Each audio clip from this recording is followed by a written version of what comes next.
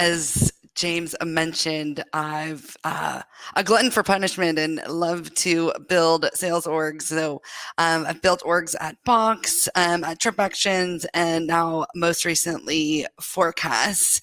And there's lots of areas you can go into, right? But I think there's kind of four key areas to think about when you're building out that first sales organization. One, that go-to-market strategy, very much done in partnership with marketing. Secondly, the tech stack. What tools are you going to give to your team to equip them to actually be successful? The methodology, right? I mean, salespeople love a little bit of structure, nothing too rigid, but how do we think about the methodology and the appropriate structure for them? And then last but not least, the people, right? That's the org is truly made of. So jumping right into kind of the go-to-market strategy, I hit on the fact that it's absolutely in conjunction with your marketing team, with your marketing partner. But it's really about thinking about your ideal customer profile. Which core regions do you want to sell into? Which core industries are you going to sell into? Personas, who are your actual buyers? Is it finance? Is it operations? And how do you actually build that messaging with them and, ultimately for them? This is why marketing is so important, that you're doing it together.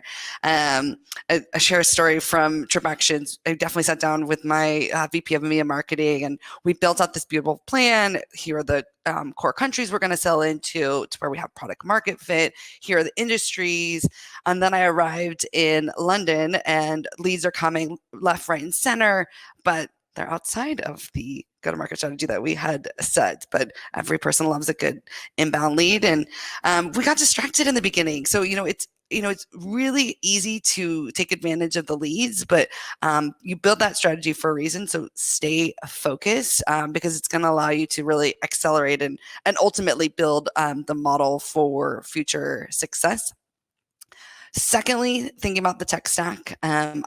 I'm sure this group is very well versed in the ultimate tech stack. But when I think about four core areas. There are a million other things that you can think about too. But first and foremost, where do you start from an account and contact acquisition? You want your reps to actually walk into something to do. I was actually laughing the other day. BT dropped off a giant purple phone book. I had no idea that they actually still printed those, but back in the day, that's how salespeople got started and going after their account list. I am not giving anyone a phone book. I want to give them actually accounts built out ideally in Salesforce for them to go after. Secondly, LinkedIn Sales Nav, that's a go-to. And then obviously a CRM. And then last but not least, your ultimate sales automation platform. So whether that's SalesLoft, Outreach, Jiminy, etc. Thirdly, I hit on talking about methodologies, and I think salespeople love just a decent swim lane, right? Not too much structure, not too rigid, but just a nice area of like, this is what I need to do in order to be successful at your organization. The first thing you think about is the qualification criteria for the beginning part of the sales cycle, whether that's BANT, budget, authority, need, time frame, whether it's ANAM, authority, need, urgency, money. We use PACT here at Forecasts, problems, authority, consequences, target profile. They all kind of do the same thing. And so it's just determining what makes the most sense for the early conversations in your sales cycle. And then there's a layer deeper. Then there's the actual discovery qualification and the discovery kind of methodology. We've heard of Sandler, of Challenger. I think it's MedPick, etc. And whatever works best for your organization. And I think a really key learning is, here at Forecast, we had, a discovery kind of methodology we were using early on. And just last week, we rolled out MedPick. We've had an opportunity to sell for almost a year now, and realize we're starting to go up segment. The deals are getting more are bigger, are getting more sophisticated. And in order to really be successful, we need to make sure we're drilling into metrics. We've identified that paper process, where everybody has a tendency to get stuck. So MedPick is really going to work well for us.